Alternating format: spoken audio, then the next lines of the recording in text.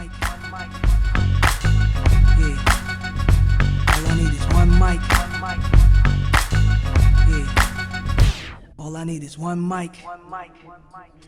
Hey everybody, welcome back to One Mic, where I watch shit so you don't have to. And today I'm here to talk about Season 6, Episode 7, the mid-season finale of the final season of AMC's Better Call Saul, entitled Plan and Execute. The episode's kind of obvious here. We see Kim and Jimmy. And side note, am I the only person struggling with not calling them Jim and Kimmy? Like, I don't know. I do it all the time.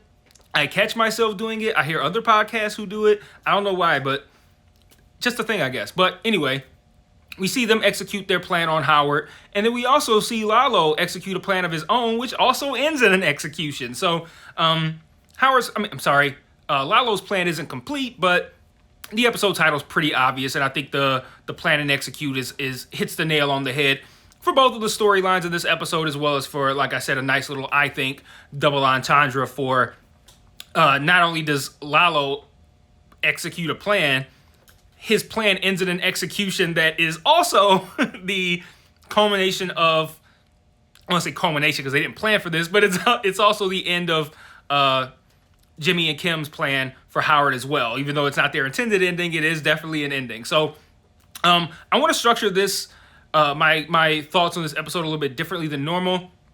We only had the two things going on. I'm going to talk about that. I'm going to talk about, actually what I want to spend most of my time on is talking about the quality of the season and just like my thoughts on this first half, how it's structured, what we might see next, that sort of thing. So I'm going to start with Kim and Jimmy and Howard. We see the plan execute. I don't know how many of you guys had an idea of how this plan was going to play out. I had an idea and I was largely right, but there were things that I didn't account for and I didn't know how to account for that were explained in this episode. So I'll just briefly kind of go through what happened here and just talk about how cool I thought a lot of it was.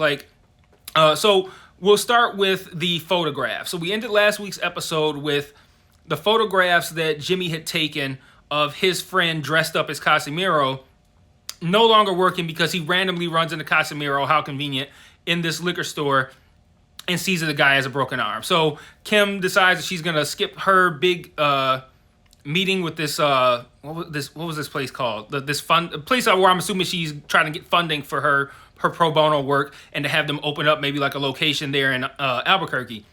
She skips that and comes to help with this. And we see basically Jimmy just doing everything all over again. He collects all the people from the various places that they're at and they do the shoot again. And ultimately what ends up happening is they take the pictures, they develop the pictures, they rub the whatever this was that they got from the veterinarian that Jimmy had tried out last week, and he said something like, "Oh, I feel itchy, and your skin's gonna change colors, or something. Your pupils are gonna dilate a little bit." You know, the veterinarian kind of just running down the symptoms of what this, I guess, this topical ointment might do. And then also, I didn't mention this last week, but I did catch it. I thought it was kind of cool that we saw the vacuum cleaner salesman card in the veterinarian's little black book, the Robert Forster character. Thought that was pretty cool. So they rub this stuff over the pictures wearing gloves. They throw it in an envelope. We see Jimmy run the envelope all the way to the private investigator that Howard I would say ordered, like he's a chicken tender meal, hired that Howard hired to follow Jimmy. This guy was one of the things that I had a hang up on because I had heard theories that he was, essentially working for Jimmy and Kim. And I'm like, well, one, how would they set that up? And they explain in this episode, but I wonder if it was on the screen as well. How would they set this up? And that's also kind of reliant on Howard deciding to make this move. How would you know that Howard would do that? So there's a couple of things that I think we have to suspend our disbelief on a little bit if we're going to fully accept this plan. But that's who this guy is. So he takes the pictures. He takes them up to Howard right as the Sandpiper meeting is about to start, which is what they had planned anyway. Howard looks at the pictures. He sees, well, even better, I assumed that Howard knew what Casimiro looked like. So Howard's looking at the pictures and he's like, oh, it's Jimmy giving this guy the same bag of about 20 grand that he was photographed coming out of the bank with. And then they go into the meeting, and sure enough, here comes the mediator. It's Casimira, and Howard just completely blows up. He accused him of taking a bribe from Jimmy, all this kind of stuff. And then meanwhile, as he's starting to walk into the room, whatever it was that was put on the pictures from the veterinarian starts to take effect. We see him, he says he gets hot. We see him messing with his collar. We see him messing with his face. We see all kinds of different things going on with Howard. His pupils start dilating, all this kind of stuff. Meanwhile, he's shouting all these accusations at this Casimira guy about what he did. And this guy's like, I have no idea what you're talking about. Howard sends an assistant to go get the pictures off his desk. And this is what I hadn't accounted for, was the fact that the pictures were no longer there. The private eye must have swapped them out. I think we do see 2 envelopes at some point. He must have swapped them out, because now it's just pictures of Jimmy just handing one of the other people that was helping him with the shoot, handing this guy like a Frisbee or something like that. So Howard looks like a complete fool. The meeting goes to complete shit. Howard looks ridiculous. Cliff says he's going to be forced to tell the partners everything he knows. And everything works out really poorly for Howard. And Jimmy and Kim are listening to this on the phone via the Sandpiper call the whole time. They actually have a celebratory fuck afterwards, which, I mean, can you blame them? But that's essentially how everything plays out for them. And then we see Lalo as well. We opened up the episode with Lalo in our standard kind of like, here's our cold open where you're going to see a bunch of things happening that don't make sense to you until later.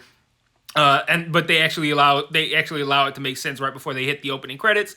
But we see that Lalo has this routine of, he lives in the sewer. I think he said he was in there for like 4 days. He's 4 days in the sewer. He comes out to shower at a rest stop. He sleeps in hour-long intervals. And he goes back into the sewer. And we see all of this playing out. We're like, what is Lalo doing? He has a chair in there and snacks. And he's using binoculars to peek outside of a sewer drain that's directly across the street from the laundromat. We find out that the guy whose foot he chopped off with the axe last week, understandably so, told Lalo everything that he needed to know. There's a great moment with Lalo. They have it's another moment where it's like, okay, I don't understand what happened here, but you put your faith in the show that they're going to explain it to you, right? Lalo calls Hector, and he gets put on hold, and you hear like hold music, elevator music, whatever we want to call it. And then there's like a couple of bits of static, and there's like a little bit, and he hangs up and gets pissed off. And at first I'm like, what is he so mad about? Then I was like, wait, maybe he said something like something about the chicken man being brilliant or something like that. I'm like, what did he do? I'm like, well, maybe that staticky sound is an indication that the line is bugged, and that he'll know if somebody calls Hector. So I felt like I had that figured out, and then he calls back and he says the exact same thing that like he wanted to do the whole time. He's like, I couldn't find any proof, which isn't true. I couldn't find any proof, so I'm going back to plan A. And Chicken Man's gonna get a surprise tonight. We hear Hector ding ding ding, like, no, please don't do this. He's like, I gotta do it. And I'm sitting there like, why would you do that if you know they're gonna be listening in? And sure enough, we later see Mike approach Gus and go, yeah. Oh no, he doesn't even say it. He plays the audio from the call and says that he's pulled all of the security from the lesser needed locations. He still has Tyrus and their crew over at the laundromat, and everything's going to be on him. And the idea is that Gus is going to go home like normal. It's not going to appear that anyone is with him. They're going to hope that Lalo makes a move, and then they're going to take Lalo out. What actually ends up happening is that Lalo did all that on purpose because he was looking for that response. He gets all the attention onto Gus, and he goes and pays Jimmy and Kim a visit. And he wants to talk, and before he talks, he can't have anybody in the room that knows that he was there. So that's the end of Howard. And I gasped in that moment because even though Lalo was there, it still kind of felt like maybe this won't happen. Well, it did. And what I love about Lalo is almost like, Lalo's like a force of nature. Like, I don't even think we're meant to take Lalo seriously as like a real human being. And like what I mean by that is Lalo is quick on his feet. He's brilliant. He manages to do things and escape situations that I don't think a normal person should be able to do. And to give you an example, the idea of being in a sewer for 4 days, watching a laundromat, sleeping an hour-long intervals in a car, and washing up in a rest stop or in a truck stop, is the kind of stuff that most people aren't going to do for this kind of goal. And this is a guy who walked up to someone holding an axe and went after them. This is a guy who presumably waited outside this German lady's house overnight for her to leave the next morning after going out on a date with her so he could sneak into her house, escaping through the window in perfect time after just getting the information he needed. And I'm just like, Lalo has ridiculously good luck. And a lot of this is not just luck. A lot of it's kind of like just him just being a great supervillain. He reminds me of, what's his name? The dude that Billy Bob Thornton played in the first season of Fargo, I want to say. Just somebody who it's like their abilities to be evil don't even make sense. Like, how can you be this successful at being evil in the real world? And there's a great moment in that season of him going through like a warehouse or something, and we don't even see it, but he's just going floor to floor, killing everybody. And I almost had his name for a minute. I felt like it started with an L. Almost had his name for a minute. But that's what I think makes Lalo so amazing. And Lalo's been great to watch in these 2 seasons. I think last season was probably the best season of the show, and it's largely due to Lalo. And we haven't seen as much of Lalo in this first half of the season. I expect we're going to see a shit ton of him in the second half, but really great work by Dalton. I feel like he's just been incredible on this show, and he just carries an aura about him that's just terrifying. Like the way Jimmy and Kim react when he walks in, the whole thing of like the candle flame blowing, it's almost like he's supernatural, and I love that about him so far. So I do want to talk about the season as a whole to this point, because I do feel like there is a lot to be discussed as far as maybe what might be going on here or what might be going wrong. And what I mean by that is we had a solid first 3 episodes. This episode was solid. Episode 3 of this season was one of the best episodes of the show, period. But then we had these last 3 weeks, these last 3 episodes that felt like one episode dragged out into the duration of 3. And if you look at how the show generally operates, when you have these plans, these scams that Jimmy works on, they play out in the course of an episode, maybe 2, where it's like, okay, we see, our cold open that makes no sense or whatever Jimmy's up to that makes no sense, whatever Mike might be up to that makes no sense, and it's resolved at the end of the episode. This Howard prank has gone on for all of this first half of this season, so 7 episodes at least. They started up in last season fucking with Howard. So this whole Howard thing has been playing out for a long time. And it makes me wonder if this push to separate shows into 2 halves for a final season, or in the case of Walking Dead, all the time, if this is something that is hurting shows. So say for instance, you're Vince Gilligan and you're prepared for your final season of Better Call Saul, and let's say hypothetically you got 10 episodes worth of content. You're like, boom, I'm ready to go. And then AMC comes to you and is like, this is the last season. We've been really capitalizing off of what Breaking Bad built. Let's go for 13. We'll split it in half. We'll do 7. We'll do 6. Let's go for 13. And now Vince Gilligan is in a position where it's like, okay, now I got to take 10 episodes and I got to create another 3 out of it. And I wonder if that's why we've had these moments where it's like, okay, episodes 1 through 3 felt like the proper pace of the show. Then episodes 4, 5, and 6 felt like a huge slowdown that was just drawn out. Like I said, 1 episode worth of content spread over 3 episodes, and then we got this one. And it's kind of similar to what happened with Ted Lasso. And I see a lot of these shows are doing this, because I think I read that Ted Lasso had a 10-episode plan. Then Apple came along and was like, actually, give me 12. And now they had to just make 2 episodes that don't fit in with the rest of the show. And they're solid standalone episodes, But I didn't even know that was a thing coming in. So I'm thinking like, I'm starting watching this episode and I'm like, it's Christmas now? Like, we jumped up all this time. We got a Christmas special and they aired in like August. I'm like, what is going on here? And I'm wondering if networks, streamers, whatever, if they're damaging their product by forcing in these extra episode orders and spreading these seasons into 2 halves. And if they're like, okay, yeah, we got a great property here that everyone loves. They got 10 episodes ready for us, but this is our shit. We gonna make so much money off of this. Let's get 13. And in the interest of capitalism, they now harm the quality of a beloved property. And I'm not saying that that's happened to Better Call Saul.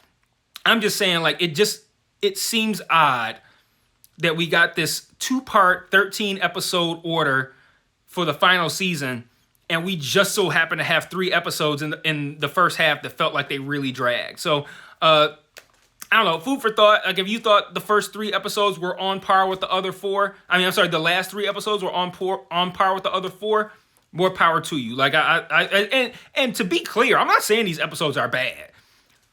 Like, not as great Better Call Saul is still better than like everything else. So I'm not like shitting on those episodes, but I don't know. It just makes me, I don't know why my nose itches so much. You don't think I'm on, I think I'm on coke. I'm not, promise. But I don't understand why they do this so much, this splitting of the seasons.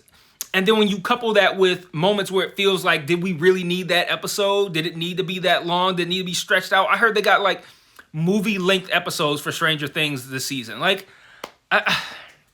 it's a little concerning. But I also want to talk about what could happen in the next half, right? So the Howard stuff is all set. The second half premieres on July 11th, so we're not very far away. What's that, like 7 weeks maybe? Something like that. 7 weeks or so, where that's not a lot of time. So we're not gonna have to wait too long to see how this plays out. But obviously the Lalo stuff is wrapped up, right? So and I'm sorry, I said it right the first time and then corrected it incorrectly. The Howard stuff is wrapped up, obviously. Lalo stuff with Gus still needs to be resolved, but also we still need to know what ultimately happens to Kim, why she doesn't show up in Breaking Bad. I mean, to a degree, what happens to Lalo? Like, I assumed he dies, but like maybe he doesn't. I don't know. Maybe he just ends up going to jail. And then what's going to happen with the Eugene storyline? We didn't get any Eugene at the start of the first half. Are we going to get any at the start of the second half? Are we going to get a full Eugene episode? We're going to get several full Eugene episodes? And are the Eugene episodes going to culminate with like a return from Kim? Like maybe she doesn't die. She just isn't in Breaking Bad because she's somewhere else. Like, oh, I don't know where she's from, Nebraska. Maybe she pops up there. Maybe Lalo pops up there. He's got a jail. Maybe he pops up. Maybe Walt and Jesse pop up. Well, not Walt. Maybe Jesse pops up. Maybe Walt and Jesse pop up in a flashback. Who knows? But, it actually not a flashback. It would be present day in Better Call Saul. But you guys, you know what I'm saying. So lots of interesting things to look forward to. And I do think that this is the kind of show where we might look at it and be like, those 3 episodes kind of dragged in the middle of the first part, but they nailed that second half. Like, this show is capable of great things. So I'm not concerned at all. I feel like these final 6 are probably going to be great, but we'll see. So last thing I want to do is I just want to pose a quick little question. Does the thing Howard did with the pop can work? I've never heard of that before. And I mean, there's been a lot of times I've dropped the pop on the floor and I'm like, damn, man, like let me open it real slow so it don't explode out. Now I just gotta drink this flat pop. Like, can you do that? Does that really work? Does it only work if it's in a can? I don't know. Let me know what you think. So I'm going to wrap this one up, and I will see you guys July 11th or 12th, whichever day I end up getting this out, to talk about the final 6 episodes, the first of the final 6. So till then, peace.